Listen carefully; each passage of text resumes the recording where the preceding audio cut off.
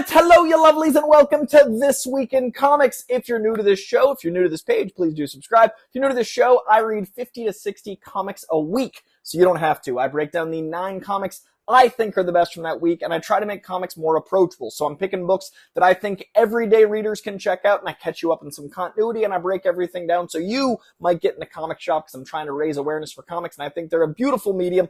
I also break down the biggest news of the week in comic books and comic adaptations. So all the stuff happening in comic movies, comic TV, and the books themselves, as well as breaking down all the comics dropping that day in your local comic shop. Today I'll be previewing the books from July 17th. I'll be reviewing the books from July 10th, and I'll be talking about that Captain America 4 trailer that dropped late last week, talking about Marvel having two panels in Hall H this year, one on Thursday, one on Saturday. Very excited to talk about both of those, and I'll be talking about my own San Diego Comic-Con panels. I've got 4 to talk about with you lovelies, and I can finally announce them here so you guys get them first. I wanted the Coy's Comic Corner / This Week in Comic audience to get my breakdown first. So hello, you lovelies. Let's talk about it. This is This Week in Comics. Let's do the list. Spider-Man. Guilty. The Incredible Hulk. Afraid so. Oh man, this is so cool. The X-Men. Now that you mention it. Before we get into all that glorious San Diego Comic-Con news and that wonderful Captain America 4 trailer, let's talk about last week's best books.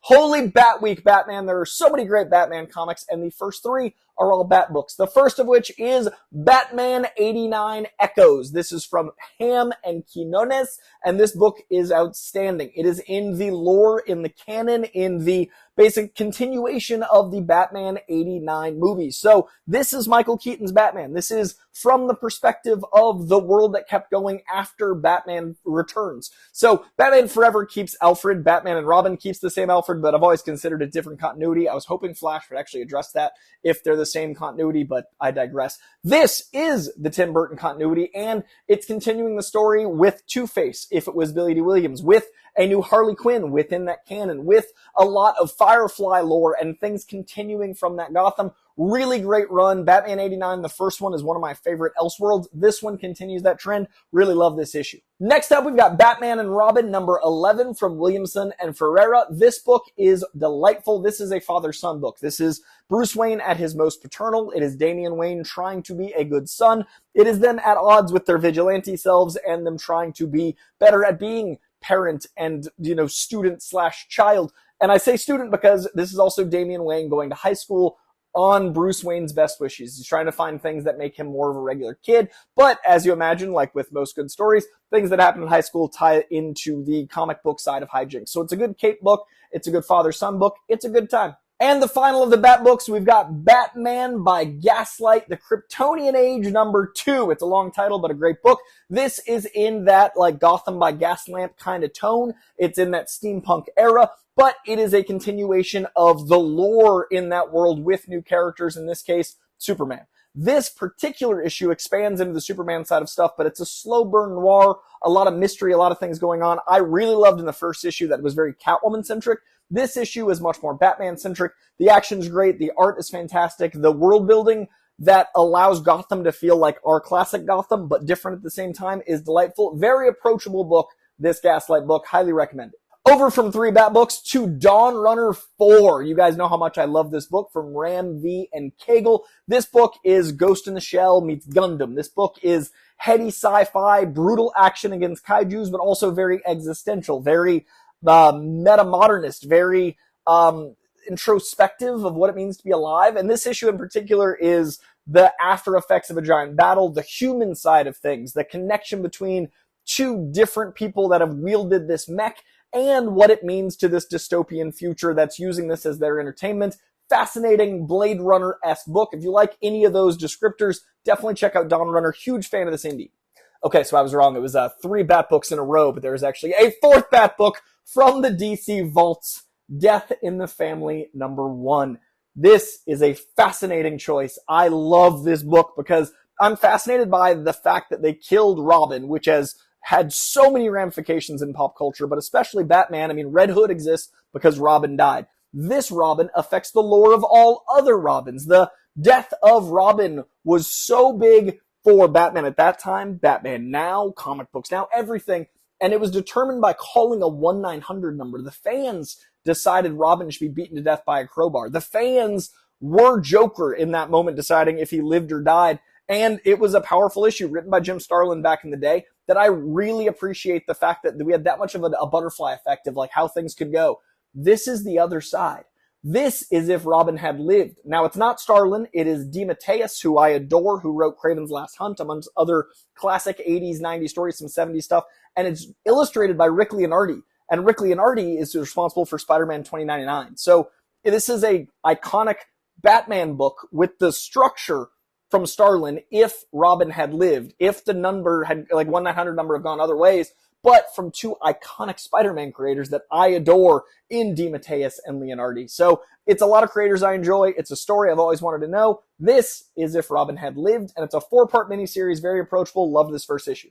More approachable books, we've got Geiger number 4. Now this is a new hero. This is from Jeff Johns and Gary Frank. This is an all-new world. This is the Ghost and Machine imprint from Image Comics, and Geiger is on his like 3rd volume, but they did a really good job making issue 1 of this new volume kind of a catch-up. So you don't really need to read back that far. I would, because they're excellent, but you don't have to.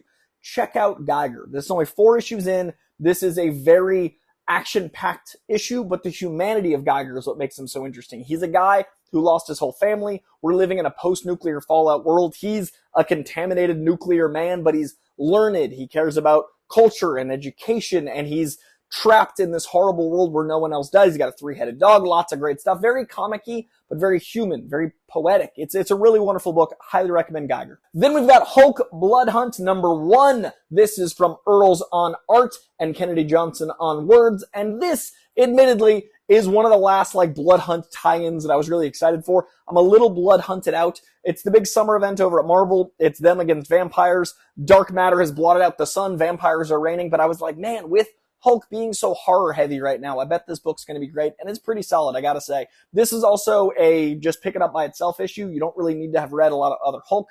It summarizes things pretty nicely. It's very action, it's very bloody, it's very dark, it's very depraved.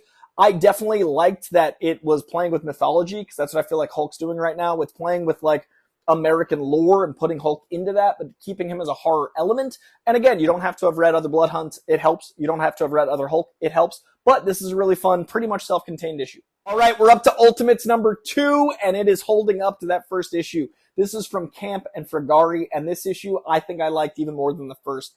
This is a different Ultimate Universe. Ultimate Spider-Man kicked it off, then we had Ultimate X-Men, Ultimate Black Panther, now we're up to Ultimates, which is the Avengers, and they're building out a world that's very different from the last time we relaunched comics in an Ultimate verse in the year 2000.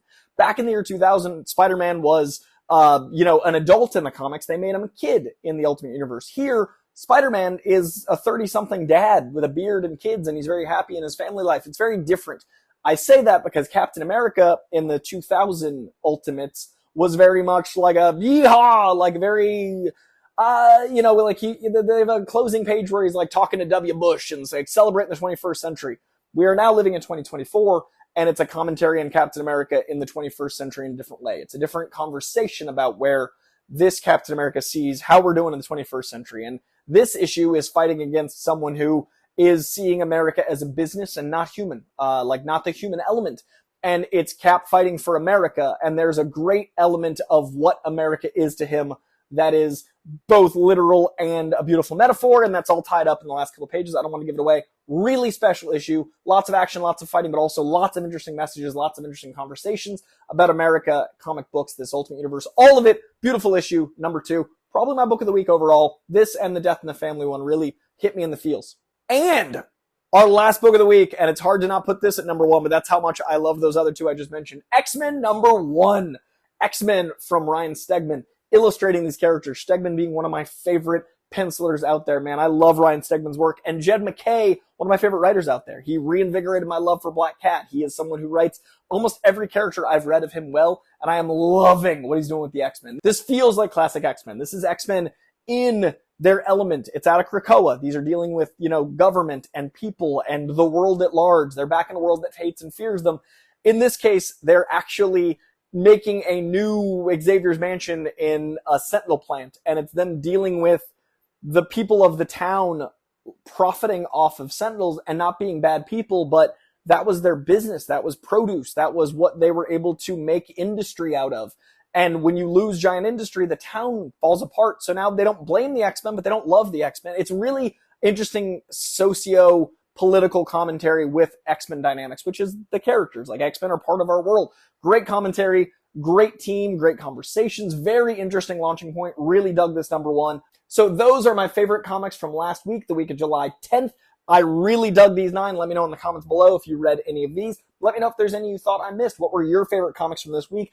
Let's have a conversation in the comments below. Now, let's talk about the news. All right, this week in comic book news, we've got a ton of news about the Comic-Con itself, but not a lot of news because of Comic-Con itself. It's a bit quiet this week because we're leading up to the biggest convention of the year, but I did want to break down some of the announcement that did come out. Now, Kevin Feige sat down with Deadline and did 5 questions for just like leading up to Comic-Con to kind of set the stage for what we're about to get. And I was going to read them, but hearing someone else read quotes is very boring. So I would recommend you check out the Deadline article, but I do want to give you my thoughts on what I got out of it personally. I loved that he was talking about basically the setup to Comic-Con being so disrupted by both the pandemic and the strike. This is the first time they felt they really had to hit the timing of what's getting released. They're only focused on the next couple of years. They're really shaping things around this announcement of what they can actually confidently put out. And I like that they're mindful of the time in the future as well as the timing of things. It feels like they're very orchestrated again. All the quotes felt very, we have a plan around Comic-Con about Comic-Con. We're going to put these things out that we're very confident in. I think they're going to announce only the next couple of years. I think they're going to clear up some release dates. I think Blade gets delayed. They set a director and a date. I think all that comes out. I'm still hoping it's Jordan Peele with that mysterious date he announced. But I do wonder if we'll get anything as a game changer announcement, because it doesn't seem like they're going to have as heavy of a D23 presence. So I could see an X-Men announcement. Maybe. That is the tinfoiliest of hat theories. But to get confidence back in the brand and to get confidence back in the Hall H presentation, I could see that being the mic drop moment if they've got a writer, which they do, if they've got a director, which I think they do, but they haven't announced, and if they've got a date, which I think would be smart to only do that within the next 3 years. If it's in the next 3 years, I think announcing X-Men would get really broad brand awareness back and brand confidence back. And I hate to talk in those terms, but it is show business. They're going to be showing, but the business, I do think they want people to be like, yeah, Marvel again. And I know people are excited for Cap 4, which we'll talk about in a second. I know people are elated for Deadpool, which we're about to talk about, but I think they need to come out strong, and I think X-Men is very strong. I can also guarantee the Fantastic Four will be there. I'm hoping they're in costume, but I think having them on stage, I think they're going to be very like, look what we're building. This is exciting. We run Hall H. I've never been to a bad Marvel Hall H panel, and I don't think this will be. I think this will be, look, we're back. And I know that I've talked about, I have not felt like Marvel left. I feel like Marvel has definitely had more speed bumps than they usually do. But 3 of last year's top 10 films were still superhero films. The brand is a little smudge on it, but it's not broken. So I'd like to see just some confidence back. And I'm really excited for that. And the reason I'm really excited is I'm missing that panel. I'm bummed. It's my favorite panel of the year. It's one of my things I look forward to most all year. I have a con panel myself at the same time, so I'm missing it for the best of reasons, and I'm really excited about my panel, but I am bummed to be missing it. What I'm not missing, however, is the second Marvel Hall H panel. On Thursday, they're having a separate panel altogether in Hall H, and it's just for Deadpool and Wolverine. Sean Levy, Hugh Jackman, Ryan Reynolds, and Kevin Feige are all going to be in attendance in a secondary celebration of life of Deadpool the day Deadpool comes out. How perfect is that? I now think I'm going to see Deadpool at a press screening as a guest. I didn't get invited. I'm going as a guest. We'll talk about that as the review comes out, but I will be seeing it blissfully before the con, because I didn't know what I was going to do, because there's no way I could have avoided spoilers. I don't want to hear about the movie. I want to see the movie. I personally hate spoilers. If you love spoilers, all the power to you. I loathe them, and I want to be able to talk to friends and fans and people at the con without worrying about that. Now I will be seeing it at a press screening as a +1. And then Thursday, I can go to this without worrying about being spoiled. I'm elated they're doing this. Deadpool has been my life. I love this character like I love Spider-Man. My career largely is based around Deadpool. I've never been into a Deadpool setting like that because I've only been like maneuvering around it weirdly. Like I've never been to a Deadpool premiere. It's been in New York. There have been reasons. But this is for me really personally exciting. I haven't talked to Ryan Reynolds since he and I first talked about Deadpool on the set of R.I.P.D.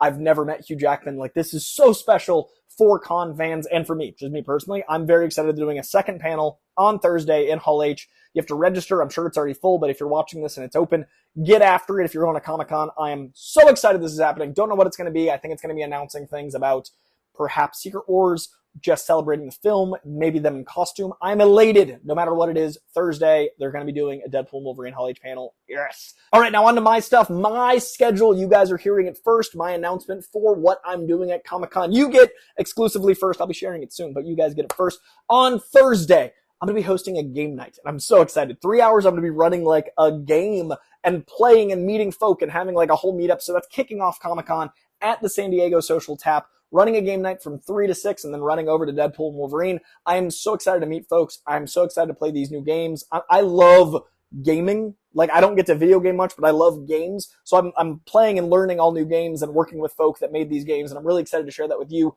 Thursday, 3 to 6, San Diego Social Tap. Speaking of games and speaking of pop culture and speaking of Comic-Con, I am honored to say I'm hosting the Funko Fusion panel Friday morning, 10:15 to 11:15 in room 6BCF, a nice big 2,200 person room to celebrate Funko Fusion. We've got a great panel. We've got a surprise guest. We've got all sorts of excitement around what Funko Fusion's going to be. I had such a good time researching and writing out this panel, coming up with the questions for this. I'm such a big fan of what Funko's done with having so many brands under their umbrella and blending these worlds, and Funko Fusion is a great example of that. So 6BCF, 10:15 a.m. to 11:15, I'll be hosting that panel. Hope to see a lot of you there. And then Saturday, I got 2 panels, and they're both giant properties that I know and love and have known and loved since I was a kid and have been a fan of since I was very small. I said before how I was bummed I'm missing Hall H. The reason I'm not as bummed, I've never missed Marvel and Hall H every year I've gone to Comic-Con, but for these panels, I'm kind of okay with it. At 5:15, again in room 6BCF, I will be hosting the Alien Rogue Incursion VR panel. I am terrified of aliens. I think the world of Alien and that entire sci-fi lore that's been built is absolutely incredible. The idea of encountering xenomorphs in VR is the utmost terrifying thing, and I am so excited to not only get to experience it, but to get to share the incredible team behind it. A lot of BTS, a lot of announcements about the game. I just be there, 6BCF, 5:15 to 6:15. This is one of the scariest games I've encountered, and in VR, it's just another level. Going to be so fun to explore the technology, the story, elements, and again, some surprises at that panel. And as soon as that ends, I've got a little tiny 20-minute break because right after at 6:45 in room 6DE, I am hosting the Hellboy panel. It was so hard not to talk about this a couple weeks ago when that teaser came out because I knew I was doing it then, but it hadn't been public yet. It was a whole thing. But excitement for that teaser, I had completely separately, and then the confirmation of the Hellboy The Crooked Man panel that is mine. I am so excited. 6DE, 6:45. Mike Mignola's going to be there. Brian Taylor's going to be there, the director. Jack Casey's going to be there. Hellboy himself. The cast is awesome. I'm a huge fan of Crank and Ghost Rider Spirit of Vengeance. I'm so excited to talk to Brian Taylor. I am such a Mike Mignola guy, such a fan of Mike Mignola. I'm so honored to sit down with him. This is really exciting. Like, I've been a Hellboy fan since I was very young. 12, I discovered the world of the BPRD. I've loved this Hellboy world for such a long time. I've never met Mignola. I'm really excited to share this with you guys. So 6:45 to 7:45 on Saturday is my 4th and final panel as of now. Those are my 4. So Thursday, game night, 3 to 6. Friday, Funko Fusion in the morning at 10:15. Saturday, 5:15 to 6:15, Alien VR. And 6:45 to 7:45, Hellboy. Very stoked, you guys. Rogue Incursion scared the crap out of me, and Hellboy, I think, looked great. I cannot wait to check out more of it and share that with you lovelies. Those are my panels at San Diego Comic-Con. Let's talk about that Cap 4 trailer. Okay, so that Cap 4 trailer was short. It was a teaser. The movie's not out until February, but I thought it looked great. I thought it established a really great Winter Soldier-esque tone. I thought it was kind of getting back to do a corner with the Red Hulk tease at the end because McDonald's already put out toys, so it's all but been announced. I thought it was clever the way they handled it. You get the conversation around it going. You remind people why they're excited, and the people that didn't see the stuff, if they don't live on the internet like a lot of us do, it is a big reveal and it's a big moment. I'm so excited to see Harrison Ford as Red Hulk. That was confirmed in the trailer. It is also very much a espionage thriller 70s, so to see Harrison Ford in that Jack Ryan world, but as the president, fascinating. I'm really excited to see the Falcon Captain America evolution, to see Danny Ramirez as Falcon, to see Sam Wilson as Captain America, but to see their bond in a movie, to see the evolution of these characters. I'm really excited. And they tease some of that in the trailer, in the teaser. It is very Hulk heavy, leaders in a couple frames. Obviously the Red Hulk is looming. I'm really curious what this does tying into Super Soldier Serum, what this does tying into the Thunderbolts, what this does tying into leading to the X-Men, a world that hates and fears them, vigilantes, White House commentary, Registration Act stuff from Civil War. There's a lot of political intrigue here. So this movie was basically reshot. We get a brand new movie. I'm curious what this movie is, and I'm really curious bringing on the stunt team behind Winter Soldier. It looks like that worked out here. This looks great to me, but people complaining about the special effects, like this movie's not out for 7 months. Special effects aren't done. Special effects barely got started. I get not wanting to love everything, and I get criticism, but on this one, it feels like it's very forced because the movie's not out until February. This is a teaser, not even a full trailer. So I'm excited. I'm glad there's something to play in front of Deadpool. That's why they got it out so early. That's why there's a 7-month early teaser, because it's the next thing. Like, you've got Deadpool coming out. You want your next Marvel property attached to that. I think it's smart marketing. I thought the teaser was fun. I'm excited about it. What did you guys think? Let me know in the comments below what you think of Captain America Brave New World, or at least the teaser of what we've gotten so far. I wish they didn't have to show the Hulk. That's my only negative, but I know it's already out there, so it's a good little button at the end. Let's talk about this week's comics. Comics available at your local comic shop today, July 17th. July 17th, a bit of a smaller week this week, but available this week from Marvel Comics. We've got Aliens What If number 5. Loving this book, co-written by Paul Reiser, starring Paul Reiser's character from the Alien films. Amazing Spider-Man Blood Hunt number 3. I think the last issue in this tie-in to the big Blood Hunt event. Annihilation 2099 number 3. A great way to introduce new takes on the 2099 characters. A lot of them we're getting to meet for the first time, and it all ties into the more cosmic elements of Marvel. Blood Hunters number 4. Daredevil Woman Without Fear, talking about Elektra and the mantle of Daredevil she's wielded for quite some time. Deadpool role-plays the Marvel Universe. I don't even know what this is, but I am so excited. The cast on the cover has me excited. The idea of the choose your own adventure like we had once in the Deadpool comic. More of that, please. Dracula Blood Hunt number 3. The Immortal Thor annual number 1 for the year. The Incredible Hulk number 14. More of the harder stuff. Nick Klein art. Very gory, very grotesque. Invincible Iron Man number 20. You guys know how much I've loved that book. That is a very tantalizing cover we got right there. Namor number 1. New Namor, and he looks like he got jacked up. What could do that to Namor? That is an enticing cover. It works. The Phoenix number 1. The From the Ashes stuff is heating up. We've had that first X-Men. Now the week after, we've got a solo book in Phoenix. Very excited about that. Scarlet Witch number 2, not tying into the X-Men directly yet, but I liked the first issue. The Spectacular Spider-Men number 5. We are teasing a Miles Morales versus Peter Parker fight. They have been brainwashed. Things have been happening, and I've really liked this book. The art by Humberto Ramos, the writing by Greg Fraser, I think it is, the guy that wrote the Spectacular Spider-Man show, and Gargoyles. We've got Spider-Woman number 9. We've got Star Wars number 48, Ultimate X-Men number 5, and X-Men Blood Hunt the Wolverine, or in this case, Laura Kinney the Wolverine. She's the Wolverine. We know who Wolverine is. Over at Image Comics, we've got Destro number 2, Fish Flies number 7. I have loved this Jeff Lemire Fish Flies. I am bummed to see it end soon, but I've really enjoyed how impactful every issue has been. G.I. Joe, A Real American Hero, number 308. Misery, number 2. Napalm Lullaby, you guys know how much I love that book, from Rick Remender, number 5 in that run. Plastic Death and Dolls, number 2. Per Evil, number 5. Rat City, number 4. We got some of the Machine, Ghost in the Machine goodness from Image. We've got Red Coat, number 4. Excited to check that one out. Remote Space, number 2. Rifters, number 2. Undiscovered Country, number 30. Back from a long hiatus with 29 last month. It was like a 6-month gap. Now Undiscovered Country is back. The Walking Dead Deluxe, number 93. The Weatherman, number 7. What's the Furthest Place from Here, number 19. And a new Witchblade with Witchblade, number 1. Over from DC, which again, less DC books than Image. This keeps happening more and more. It's always shocking. Very few DC books this week. We've got Batman, Superman, World's Finest, number 29. But the quality is great. DC books have been killing it. If that means they make less and they're higher quality, I'm not mad at it. World's Finest, number 29. Catwoman, number 67. Dark Knights of Steel, All Winter, number 1. Green Lantern, War Journal, number 11. Hellblazer, Dead in America, number 7. Love that book. Simon Spurrier writes the hell out of Constantine. Nightwing, number 116. Nearing the end of the Tom Taylor run I have adored. It's going to be, again, this Dead Man cover. Bittersweet, excited to read it, but man, I don't want this Nightwing run to end. Superman number 16, Titans number 13, beautiful Chris Samney cover there, and Wonder Woman number 11. You guys know I love that Tom King Wonder Woman run. Every week it's that week of Wonder Woman. It's almost always in my top 3. Very excited to check out this issue. Dark Horse has an Avatar book called Frontiers of Pandora on its 5th issue. We got Heartpiercer 3, Into the Unbeing 2, Paranoid Gardens 1, Usagi Yojimbo 4, and Witcher Corvo Bianco number 3.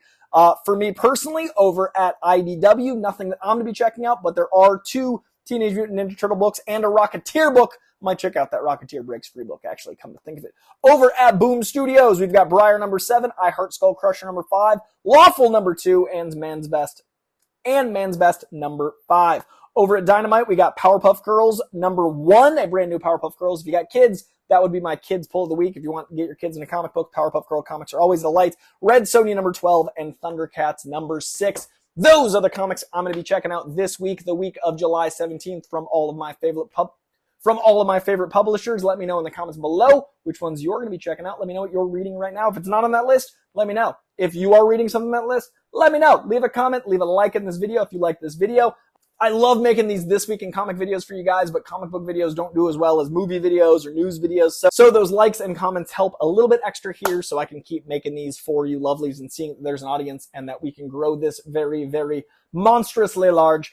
That is going to do it for this week. Your homework this week, you lovelies, also hit subscribe, is what is your most anticipated panel or news out of this year's San Diego Comic-Con? Whether you're going or not, I hope you're going if you want to go. If you're going or not, what do you want to hear out of this San Diego Comic-Con? What's the panel you were most excited to hear announced? Again, even if you're going to be watching from home or like waiting to see what news comes out, what are you most excited for from this San Diego Comic-Con? Let me know in the comments below. Let me know if I should look out for you at any of my 4 panels. And of course, let me know if I should look out for you at any of my 4 panels. I am so excited to see a lot of you there. I've got the game night on Thursday. I have Funko Fusion bright and early Friday morning. I have Alien Rogue Incursion at 5 on Saturday and Hellboy The Crooked Man at 6:45. Hope to see you lovelies there. I'll see you soon.